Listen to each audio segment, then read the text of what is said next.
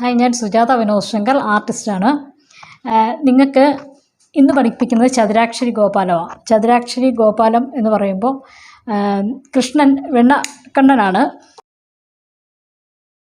രണ്ട് കൈയിലും വെണ്ണ എടുത്ത് നിൽക്കുന്ന പോലെ ആയിരിക്കും, പക്ഷെ നിൽക്കുന്നതല്ല, ഇരിക്കുന്നതാണ്. പിന്നെ ചതുരാക്ഷരി ഗോപാലം എന്ന് പറയുമ്പോൾ നമുക്ക് ആ ഒരു മിക്കവാറും ഉള്ള മ്യൂറൽ പെയിൻറ്റിങ്ങുകളിലെല്ലാം നിങ്ങൾക്ക് കാണാം ഈ ഒരു ഫ്രൂട്ട് ഇങ്ങനെ കാണും. എന്നിട്ട് അതിൽ നിന്ന് ഇങ്ങനെ മുത്തുകൾ ഇങ്ങനെ കൊഴിയുന്ന പോലെ. ഇപ്പം നമുക്ക് കാണുമ്പം മാതളത്തിൻ്റെ, ഇനി എല്ലാവരും നോക്കിയാൽ മനസ്സിലാവും. ഞാനിതിനകത്ത് കൊടുക്കാൻ നിങ്ങൾക്ക് കാണിച്ചു തരാൻ നോക്കാം. അങ്ങനെയുള്ള ഫലങ്ങൾ ഇങ്ങനെ വെച്ചിട്ട് നമ്മൾ ഈ പണ്ട് പറയത്തില്ലേ, എന്താ പണം കായ്ക്കുന്ന മരം ഇങ്ങനെ വീഴുന്ന പോലെ, മുത്തുകൾ വീഴുന്ന പോലെ, അതുപോലെയുള്ള മരങ്ങളൊക്കെ നിങ്ങൾക്ക് കാണാൻ പറ്റും ഈ ചുവർ ചിത്രകലയിൽ. നിങ്ങൾ സാധാ ഇപ്പോൾ വരയ്ക്കുന്ന ആർട്ടിസ്റ്റുകൾ വരയ്ക്കുമ്പോൾ ഒന്നും അത് കാണുമോയെന്നൊന്നും എനിക്കറിയത്തില്ല കേട്ടോ. അങ്ങനെയൊന്നും അല്ല ഞാൻ പറഞ്ഞത്. അല്ലാത്ത ട്രഡീഷണൽ മ്യൂറലിൽ ചില ബുക്കുകളിലൊക്കെ നമുക്ക് അങ്ങനെ കാണാൻ പറ്റും. ആ വരകളൊക്കെ ഒന്ന് നോക്കുക. അധ്യാപകരും അല്ലെങ്കിൽ ആരെങ്കിലുമൊക്കെ പഠിപ്പിക്കുമ്പോഴും എല്ലാം ഒന്നും നിങ്ങൾക്ക് പറഞ്ഞു തരണമെന്ന് നിർബന്ധമൊന്നുമില്ല. പലതും പലതായിരിക്കും. അപ്പം അതുകൊണ്ട് നിങ്ങൾ അതൊക്കെ ശ്രദ്ധിക്കുക. കാരണം ഇതൊക്കെ കാണുമ്പോൾ ഒരു രസമാണ്. അപ്പോഴാണ് നമുക്ക് വരയ്ക്കാൻ തോന്നുന്നത്. അപ്പോൾ എന്തായാലും നമുക്കിന്ന് പഠിക്കേണ്ടത് ചതുരാക്ഷരി ഗോപാലമാണ്. ക്ലാസ്സിൽ എല്ലാവരും മാക്സിമം അറ്റൻഡ് ചെയ്യാൻ നോക്കുക. കാരണം ഫീസൊക്കെ വളരെ കുറവാണ്. കാരണം കൃഷ്ണൻ്റെ ക്ലാസ്സല്ലേ, നിങ്ങളെല്ലാവരും പഠിച്ചിരിക്കണമെന്ന് എനിക്ക് നിർബന്ധമുണ്ട്. അതുകൊണ്ടുള്ളൊരു ക്ലാസ്സാണ് വെക്കുന്നത്. മാക്സിമം എല്ലാവർക്കും പങ്കെടുക്കുക. കാരണം ഇത് നിങ്ങൾക്ക് ഭാവിയിൽ നിങ്ങൾക്ക് കൃഷ്ണൻ്റെ കുഞ്ഞു ലീലകളൊക്കെ വരയ്ക്കുമ്പോൾ ഈ ഒരു മെഷർമെൻറ്റ് നിങ്ങൾക്ക് യൂസ് ചെയ്യാൻ പറ്റും. എല്ലാ കുട്ടികളും വരയ്ക്കട്ടെ, കൃഷ്ണനെ വരയ്ക്കട്ടെ. കാരണം എല്ലാ സ്ത്രീകൾക്കും കുട്ടികൾക്കും എല്ലാവർക്കും ഇഷ്ടമാണല്ലോ. അതുകൊണ്ട് തന്നെ 2 വടവത്രശയ്യം വരയ്ക്കാൻ പഠിപ്പിക്കാം. പിന്നെ ചതുരാക്ഷരി ഗോപാലം എന്ന ആ വെണ്ണക്കണ്ണൻ, 2 കൈയിലും വെണ്ണ വെച്ചിരിക്കുന്ന ആ കൃഷ്ണനെയും നിങ്ങൾ വരയ്ക്കാൻ പഠിക്കുക. വേറൊന്നും വരയ്ക്കാൻ അറിഞ്ഞില്ലെങ്കിലും കുഴപ്പമൊന്നുമില്ല. നമുക്കിത് വരച്ച് ഈസി ആയിട്ട് വരയ്ക്കാൻ പറ്റും. കാരണം മ്യൂറൽ വരയ്ക്കുന്നവരാണല്ലോ. പിന്നെ അതുമല്ല, നിങ്ങൾ അടുത്ത തലമുറയ്ക്ക് വരച്ചു കൊടുക്കുമ്പോൾ കൃത്യമായൊരു മെഷർമെൻ്റ് ഉണ്ടെങ്കിൽ നിങ്ങൾക്ക് ഈസി ആയിട്ട് വരച്ച് പഠിപ്പിക്കാൻ പറ്റും. അതിൻ്റെ കാര്യം എന്താണെന്ന് ചോദിച്ചാൽ അത് ഞാൻ പറഞ്ഞുതരാം. ചിലർ പറയുമല്ലോ, ഇതിൻ്റെ ഒന്നും കാര്യമൊന്നുമില്ല, മെഷർമെൻ്റ് ഒന്നും കാര്യമില്ല, അതൊക്കെ ചുമ്മാ അങ്ങ് വരച്ചാൽ മതി. ശരിയാണ്, അങ്ങനെ വരയ്ക്കാൻ പറ്റും. നമുക്കൊരു ഫ്രീ ഹാൻഡ് നമ്മുടെ കയ്യിലുണ്ടാവണം. ഇത് വർഷങ്ങളോളം ഉള്ള പ്രാക്ടീസ് അല്ലെങ്കിൽ ഹെറിഡിറ്റി, ഈ 2 വിധത്തിൽ നിങ്ങൾക്ക് ഈ ഫ്രീ ഹാൻഡ് കൊണ്ടുവരാൻ പറ്റും. അല്ലാതെ നിങ്ങൾ എത്ര ശ്രമിച്ചാലും നിങ്ങൾക്ക് പെട്ടെന്ന് ഈ ഫ്രീ ഹാൻഡിലോട്ട് നിങ്ങൾ എത്തത്തില്ല. ഇപ്പം എന്നെ സംബന്ധിച്ച് പറയുമ്പോൾ 1 വർഷം മൊത്തം എന്നെ പഠിപ്പിച്ചാലും ഞാൻ ഫ്രീ ഹാൻഡ് എത്തണമെങ്കിൽ എനിക്ക് ഫ്രീ ഹാൻഡ് ഉണ്ട്. പക്ഷേ മ്യൂറൽ വരയ്ക്കണമെങ്കിൽ അതിനൊരു കൃത്യമായൊരു രീതിയുണ്ട്. എൻ്റെ സ്റ്റൈലല്ല മ്യൂറൽ. അപ്പം അതിന് വേണ്ടിയിട്ടാണ് നമ്മൾ അത്രയും പഠിച്ചത്. അപ്പോഴും ഞാൻ ഓർത്തു, എനിക്ക് ആ സ്റ്റൈൽ കിട്ടാൻ പ്രയാസം എന്താണെന്ന് ചോദിച്ചാൽ എനിക്ക് ആ വരയ്ക്കുന്ന രീതി വന്നിട്ടില്ല. കാരണം നമ്മുടെ എല്ലാ ട്രഡീഷണൽ പെയിൻറ്റിങ്ങും എല്ലാ വീട്ടിലുള്ള എല്ലാവരോട് ചേർന്നിരുന്ന് വരയ്ക്കും. എന്തുകൊണ്ട് നമ്മുടെ കേരള മ്യൂറൽ മാത്രം ചേർന്നിരുന്ന് വരയ്ക്കാൻ പറ്റുന്നില്ല? നല്ല ഡ്രോയിങ് ഉണ്ട് അതിന്, ശരിയാ, സമ്മതിച്ചു. പക്ഷേ നിങ്ങൾക്ക് ചെയ്യാൻ പറ്റുന്നൊരു കാര്യമുണ്ട്. അതിനൊരു മെഷർമെൻ്റ് ഉണ്ട്, കൃത്യമായി മെഷർമെൻ്റ് ഉണ്ട്. ഈ മെഷർമെൻ്റ് ഇല്ലാതെ നമ്മൾ വരയ്ക്കുമ്പോഴാണ് നമുക്ക് ഈ തെറ്റിയൊക്കെ പോകുന്നത്. കാരണം നമ്മുടെ ടിബറ്റൻ ആർട്ട് എന്ന് പറയുന്നത് ചുമ്മാ ഒരു ആർട്ടല്ല. നമ്മുടെ ഇന്ത്യയിൽ നിന്ന് പോയ ആർട്ടാണ്. ഇന്ത്യയിൽ നിന്ന് ആണ് അതിൻ്റെ മെഷർമെൻറ്റ് പോയിരിക്കുന്നത്. അപ്പം ഇവിടെ കൃത്യമായ മെഷർമെൻറ്റിലൂടെയാണ് ആ ഒരു പെയിൻറ്റിങ് പോകുന്നത്.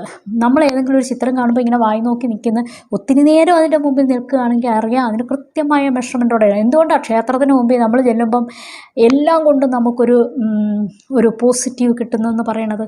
അതെന്തുകൊണ്ടാണെന്ന് ചോദിച്ചാൽ, ഒന്ന് ശരിയാ, ആൽവർഷം കൊണ്ട് ഓസ്ത്രീയാണ് പ്രൊഡ്യൂസ് ചെയ്യുന്നത്, അതൊക്കെ ശരി തന്നെ. പക്ഷേ ക്ഷേത്രത്തിനൊരു അളവുണ്ട്. ഈ മെഷർമെൻറ്റിൽ നമ്മൾ ലയിച്ച് നിന്ന് പോകും. ഏത് അന്ധവിശ്വാസിയാണെങ്കിലും അല്ലാത്തവരാണെങ്കിലും ഇതിനെ ഒന്നും ഇഷ്ടപ്പെടാത്ത ഏത് മതവും ഏത് ജാതി ഏത് രാഷ്ട്രീയക്കാരാണെങ്കിലും ക്ഷേത്രത്തിനകത്ത് വന്നാൽ അവരിങ്ങനെ ഒന്ന് ചുറ്റും കണ്ണോടിക്കാതെ അവർക്ക് പോകാൻ പറ്റത്തില്ല. കാരണം എന്താണെന്ന് വെച്ചാൽ അതിൻ്റെ കൃത്യമായ മെഷർമെൻറ്റിലാണ് അത് പോയിരിക്കുന്നത്. ഒരു തൂണ് പോലും നോക്കി നമ്മൾ കുറേ നേരം നിൽക്കും. ചുമ്മാതല്ല, ആ തൂണിനും കൃത്യമായ മെഷർമെൻ്റ് ഉണ്ട്. അപ്പോൾ ഒരു കാര്യം ഓർക്കുക, നമ്മൾ ചുമ്മാ ചിത്രങ്ങൾ എന്ത് വരച്ചാലും മെഷർമെൻറ്റിൽ വരയ്ക്കുമ്പം അതിൻ്റെ ഭംഗി വേറെയാണ്, ഒരു പടി കടക്കും. നമുക്ക് കണ്ടംപററി നല്ലതാണ്. കണ്ടംപററി ആർട്ട് പോലെ മ്യൂറൽ ആർട്ട് ചെയ്യുന്നു എന്ന് പറഞ്ഞാൽ എല്ലാവരും കണ്ടംപററി ആർട്ട് പോലെ ചെയ്യണുണ്ട്. ശരിയാ, ഫ്രീ ആയിട്ട് നമുക്കൊക്കെ വരയ്ക്കാം. പക്ഷെ അവിടെയും നിങ്ങളൊന്ന് ശ്രദ്ധിച്ചാൽ അങ്ങനെ വരയ്ക്കുന്നത് നല്ലതാണ്. കാരണം ഞാനൊക്കെ ഈ ഇടയ്ക്കൊക്കെ ഞാൻ ചുമ്മാ ഒക്കെ ഇങ്ങനെ വരയ്ക്കും. ശരിയാ, പക്ഷേ എനിക്ക് പ്രാർത്ഥനാമൂർത്തികളെ വരയ്ക്കുമ്പം അതിന് കൃത്യമായ മെഷർമെൻ്റ് ഉണ്ടെങ്കിൽ നല്ലത്. കാരണം ക്ഷേത്രങ്ങളിൽ ഒരു കല്ല് പോലും ഉന്തിയും തള്ളിയും ഇരിപ്പില്ല എന്ന് ഓർക്കണം. ഇപ്പം നമ്മളൊരു കൈക്ക് നീളത്തിൽ വരയ്ക്കുകയോ അല്ലെങ്കിൽ മുഖം ഒന്ന് നീട്ടി വരയ്ക്കുകയോ ഒക്കെ ചെയ്യുമ്പം നമ്മൾ ഓർക്കണം, ഒരു പ്രാർത്ഥനാമൂർത്തിയെ വരയ്ക്കുമ്പോൾ അതിൻ്റേതായ ചിട്ടയിൽ വരയ്ക്കുന്നത് നല്ലതാണ്. കാരണം അങ്ങനെയുള്ള പെയിൻറ്റിങ് എന്നെ സംബന്ധിച്ച് പറയുകയാണെങ്കിൽ എൻ്റെ വ്യൂവിലൂടെ ഞാൻ ഒന്നാമതൊരു ആർട്ട് ലവറാണ്. ഞാൻ ആർട്ടിസ്റ്റ് എന്ന ഒരു ലേബലല്ല എനിക്കുള്ളത്. ഞാൻ ആർട്ടിനെ ഇഷ്ടപ്പെടുന്ന ആളാണ്. പക്ഷെ പ്രാർത്ഥനാമൂർത്തികളെ വരയ്ക്കുമ്പോൾ എപ്പോഴും ഒരു മെഷർമെൻ്റ് ഉണ്ടെങ്കിൽ നിങ്ങളവിടെ ആ ചിത്രത്തെ നിങ്ങൾ തന്നെ ആസ്വദിക്കുന്നത് കാണാം. ഇപ്പോൾ എൻ്റെ വീട്ടിലാണെങ്കിൽ ഞാൻ എപ്പോൾ വരച്ചാലും ആർക്കും ഇഷ്ടമാകുന്നില്ല കേട്ടോ. പക്ഷേ ആ പ്രാർത്ഥനാമൂർത്തികളെയൊക്കെ വരയ്ക്കുമ്പോൾ അത് കൃത്യമായ മെഷർമെൻറ്റിൽ വന്നപ്പോൾ അവർക്കൊക്കെ ഇഷ്ടമായി. അപ്പോൾ ഇതുവരെ ഞാൻ വരച്ചിരുന്നത് ഇപ്പം പെട്ടെന്ന് പറയുമ്പം മാധവിയെ വരയ്ക്കുന്നത് നിങ്ങളെല്ലാം കണ്ടിട്ടുണ്ടല്ലോ. അപ്പോൾ മാധവിയെ വരയ്ക്കുമ്പോൾ എന്താണെന്ന് ചോദിച്ചാൽ മാധവിയെ എനിക്ക് ഒരു ടാലൻ്റ് ഉണ്ടല്ലോ, വരയ്ക്കുന്നതിൽ ടാലൻ്റ് ഉണ്ട്, അതിൽ വന്നതാണ് മാധവി. പക്ഷേ ഞാൻ അപ്പം നോക്കുമ്പോൾ മെഷർമെൻറ്റ് നോക്കുമ്പോൾ കറക്റ്റാണ്. കാരണം ആ കുട്ടിയുടെ മെഷർമെൻറ്റിലൊക്കെ കൃത്യമായിട്ട് അത് വരുന്നത്. അതുകൊണ്ടാണ് നമുക്ക് ആ ഒരു സ്നേഹം തോന്നുന്നത്.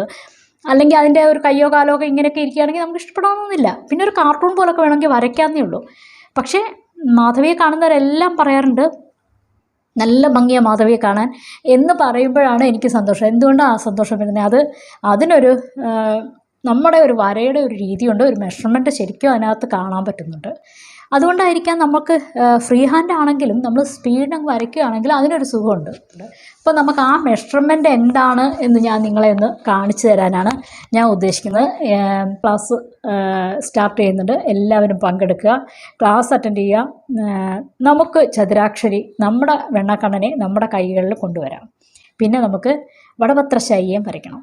യൂട്യൂബിലാണ് ഞാൻ ചിലപ്പോൾ ഈ വീഡിയോ ഇടും, അപ്പോൾ അത് നിങ്ങൾ കാണുക. അല്ലാതെ സ്റ്റുഡൻസിന് ഉള്ള വീഡിയോയും പ്രത്യേകമുണ്ട്, ഓരോ തീമായിട്ടായിരിക്കും കൊടുക്കുന്നത്. അപ്പോൾ എന്തായാലും കാണുക.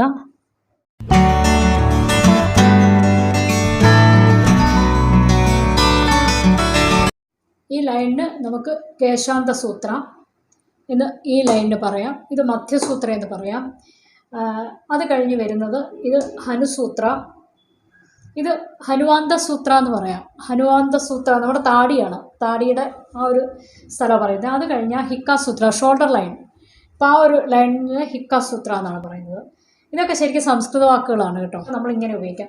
പിന്നെ ഇതിന് മധ്യത്തൂടെ ഒരു ലൈൻ വരയ്ക്കുന്നത് ആ മധ്യസൂത്ര എന്ന് പറയും. പക്ഷേ അതിൻ്റെ സൈഡിൽ വരുമ്പോൾ പാർശ്വസൂത്ര എന്ന് പറയും. പക്ഷേ അത് കക്ഷപര്യന്ത സൂത്ര, ബാഹുസൂത്ര മീൻസ് കൈ. ഇപ്പോൾ കൈയുടെ അവിടെ വരുന്നതിന് ബാഹുസൂത്ര. ഇങ്ങനെ ഓരോന്നിനും ഓരോ പേരുകളുണ്ട്. അപ്പോൾ ഇതെല്ലാം നമുക്ക് പഠിക്കാം, ആദ്യം മുതൽ വ്യക്തമായി പഠിക്കാം. അപ്പോൾ അതുകൊണ്ട് നിങ്ങളെല്ലാം ജോയിൻ ചെയ്യുക.